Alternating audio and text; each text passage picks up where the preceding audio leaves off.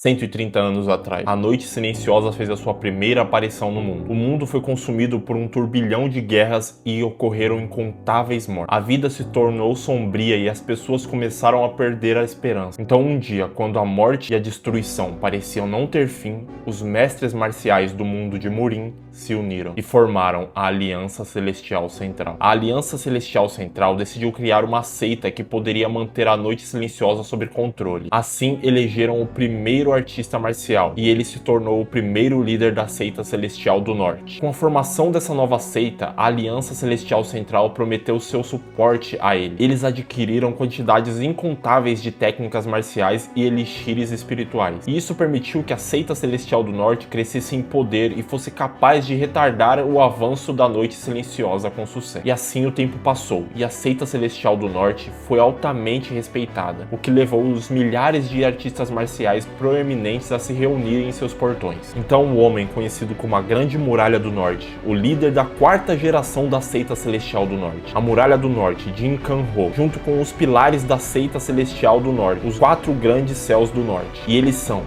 Punho Demoníaco, o Tempestade Violenta, Lâmina Fantasma Amaldiçoada e o Governante do Sangue de Ferro. Essas figuras desempenharam um papel crucial em manter longe a Noite Silenciosa das Terras do Norte. Então um dia, como se a Noite Silenciosa tivesse alcançado seus limites contra a seita Celestial do Norte, a Noite Silenciosa desapareceu. Mas então...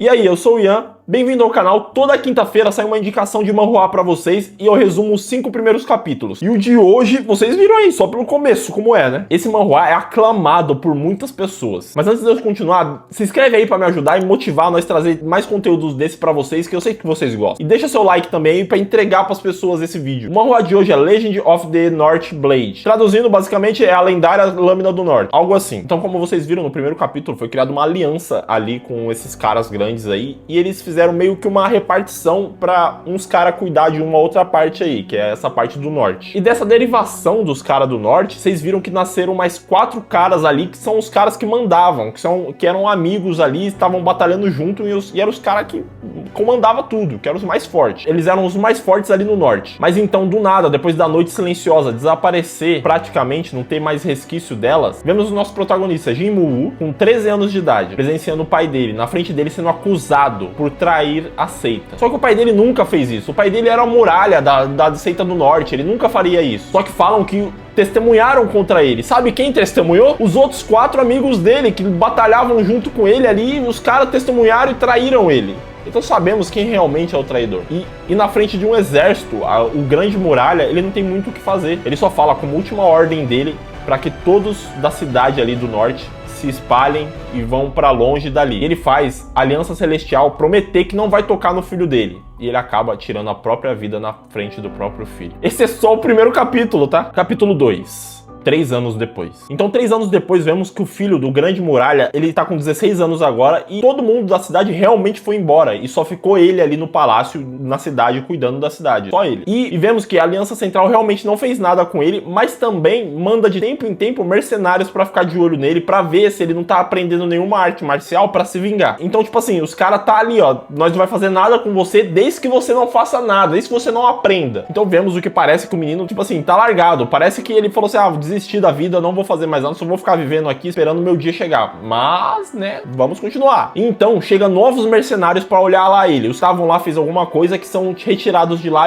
e chega novos mercenários pra ficar de olho nele. E os relatórios são sempre o mesmo. O moleque só fica ali, não faz nada da vida, só come, dorme e tal. Só que agora ele tem um novo hobby, que ele diz que quer ser ferreiro. Então ele tá aprendendo a forjar. É o que eles acham, que ele só quer vender arma, né? Mas um dos capitões dos mercenários, né, meio xarope das ideias, ele pega e fala assim, não, vou ficar aqui nesse fim de mundo vigiando esse moleque. Eles vai lá, captura o moleque e acaba quebrando o dedo do moleque. Só que esse capitão não sabia que ele não podia tocar no moleque. E o moleque fala, é o seguinte, ou vocês me tiram daqui, ou a Aliança Central vai vir aqui quando descobrir que vocês tocaram em mim e vão acabar com a vida de vocês. E os caras não sabiam, os caras ficam meio que em choque, assim, o cara ainda quer bater nele, mas um dos subordinados desse capitão mercenário aí segura ele e impede. Vemos que esse cara que segurou, ele é o único que tem um pouco de noção, assim, das coisas, né? Eu acho que futuramente ele vai ser um aliado, não sei, mas é o que parece. Então o moleque é liberado pra voltar pro lugar lá onde ele faz as coisas e tal. E também esses mercenários aí não estão só pra vigiar ele. Vocês acham mesmo que os caras iam mandar os mercenários lá só pra vigiar um moleque de 16 anos? Claro que não. Os caras querem os manuscritos de artes marciais da Muralha do Norte. Só que eles levaram tudo, não tem nada ali. Os caras já reviraram a cidade inteira e não acharam nada. Por isso que eles falam, o moleque não vai aprender a mexer com artes marciais, né? Porque não tem mais manuscrito. Mas mesmo assim eles acham que tem algum escondido. E esses mercenários querem ir, né? Mas não tem. Depois que eles liberam o moleque, todo dia ele sobe no topo de um templo que tem lá. E eles falam, pô, o moleque só deve ficar lá olhando o sol. Mas aí que vem o plot. A cidade é um manuscrito, rapaziada. Vocês têm noção disso? A cidade é um manuscrito. Quando o sol se põe, ele bate uma luz e reflete, o manuscrito é escrito na cidade. Manuscrito e escrito. Isso aí. Pega. Mano, o cara, o pai dele, ó, e tem todo o conhecimento lá. Então todo o conhecimento das artes marciais que foi passado nessas 4 gerações da seita, tá lá na cidade, só que ninguém sabe. Os únicos que sabem é esse moleque. Ele sabe porque o pai dele, em vez de ensinar ele a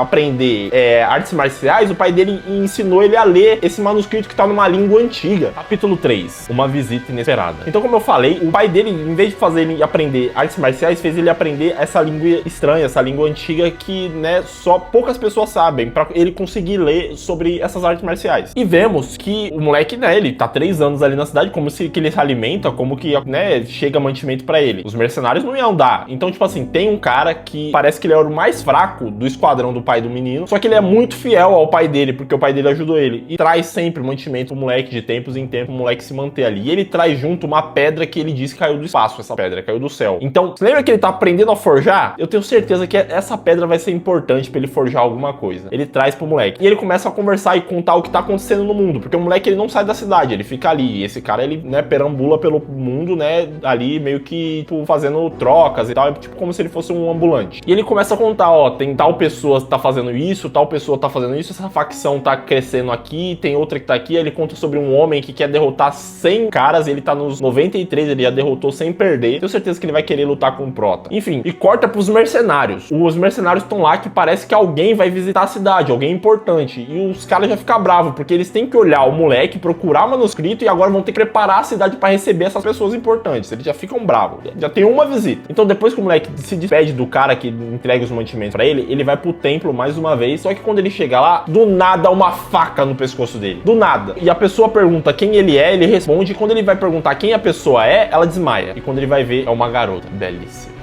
Capítulo 4, envenenamento. Então a menina, ela cai ali desacordada, né, a menina que tentou atacar ele. Atacar não, ela só tava, né, com medo ali, deu uma ameaçadinha nele. Então ele pega ela meio relutando se ele pega ou não, porque ele nem conhece ela, mas ele pega, leva ela até o dormitório lá, e ele vê que ela tá envenenada. Então ele pega um remédio, que era o único que ele tinha, que o cara lá que trouxe pra ele, falou pra ele usar em momentos, né, de extrema urgência, e ele vai usar na menina. Ele usa, ela melhora um pouquinho, né, só que ela passa 3 dias dormindo. Quando ela acorda, ele dá a comida pra ela, e, né, ele pergunta o nome dela, ela não quer falar, ele fala, pô, ó, eu te tratei aí durante 3 dias, se fosse pra eu fazer alguma coisa com você, eu já tinha feito. Então o mínimo que você pode fazer é me falar seu nome. Aí ela fala o nome pra ele e tal, ele deixa ela comendo sozinha lá, e ele vai e sobe de novo lá no telhado do templo pra ler um manuscrito. E ele fica pensando no nome dela e dá um sorrisinho. Já vemos que o nosso prota é gado, ele é muito gado, mas, né, sem julgamentos aqui. Enquanto isso, vemos que os mercenários estão reformando ali a cidade. O meu medo era tipo assim, pô, eles estão reformando a cidade, será que eles não vão tampar os manuscritos? Mas isso não acontece. Enquanto isso, a menina tá concentrando a energia espiritual dela pra tentar tirar o resto do veneno que tá no corpo dela. Só que, em vez dela conseguir, ela piora. E nisso, ela cai no chão ali agonizando e, do nada, surge um cara do teto. Simplesmente pula do teto o cara. Episódio 5, o começo de uma amizade. Bom, é o que eu espero, né? Então o cara, ele desce do teto, segura ela enquanto ela tá agonizando ali no chão e pede pra ela concentrar a energia espiritual dela.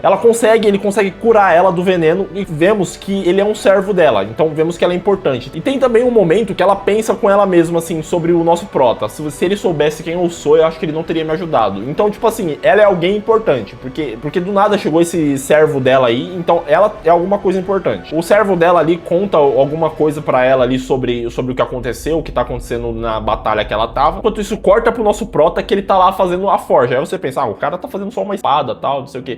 A forja é uma parte do treinamento dele de concentração. Enquanto ele tá ali, ó, trabalhando na forja, é uma maneira do treinamento, é um dos modos do treinamento das artes marciais. E vemos que ele entra num nível de concentração muito alto e ele até pega uma espada ali, dá um golpe, né, mas nada de impressionante. Então quando ele tá voltando depois de forjar, ele encontra a menina mais uma vez e convida ela pra comer. Ela vai meio relutando, xingando ele, mas ela vai. Pô, eu já tô shippando muito os dois, tá? Eu já tô shippando muito, eu espero que dê certo. Se acontecer alguma coisa com ela aí, ó, eu já vou ficar chateado, tá? Então ela vai comer na casa dele, pra você ver, tem uma hora que ela pega e fala assim pra ele, pô, você nem sabe quem eu sou. E ele fala assim, eu prefiro desse jeito, porque eu tenho a impressão de que se eu souber quem você é, eu não vou aproveitar a sua presença direito. Pô, ó, os dois têm que ficar juntos, tô gostando. E os dois começam a brigar, sabe? As briguinhas assim, de tipo casal. Então depois corta pros dois ali, cada um fazendo as suas coisas, ela se concentrando a energia espiritual dela e ele trabalhando na forja. Vemos que ele tá muito concentrado ali na forja fazendo e ele não percebe que ela tá ali mó tempão olhando pra ele. Pô, muito bonitinho os dois. Ele toma um susto ali, porque ela tá ali, ela fala, pô, já tô mó tempo aqui, você tá bem concentrado, né? Ela até fala pra ele, eu não sei se sua concentração é muito boa ou seus sentidos são uma merda. Ela fala isso pra ele. E ela parece um gato, porque ela fala assim, ela vai lá, de qualquer forma, eu tô com fome. Você vai me alimentar ou não vai? E ele fala, pô, você tá aqui 3 meses, que eu tô te alimentando de graça. Mano, ele fica bravo, ele fica muito, mano, os dois é muito. Eu tô chipando os dois. Olha a cara dela, ó. Mano, é um gato, é literalmente um gato, ele arrumou um gato. Então eles estão ali comendo na casa deles e vemos, lembra aquela visita importante que eu falei que ia chegar na cidade? Ela chega nesse momento enquanto eles comem. E esse foi os 5 primeiros capítulos. Eu sei que tava bom, mas se vocês quiserem que eu continue esse manhwa, porque eu acho que eu vou trazer mais de tão bom que ele é. Comenta aí se você quer que eu traga a continuação dele. E comenta até qual capítulo você quer que eu traga. Então deixa seu like aí pra me ajudar, pô, esse anime merece esse like. Eu falei manhwa da outra vez, eu falei anime. Enfim, né, já se inscreve aí pra me ajudar também. Toda quinta-feira tem um manhwa novo aqui pra vocês, então já se inscreve. Tamo junto, até o próximo vídeo, valeu, falou, fui!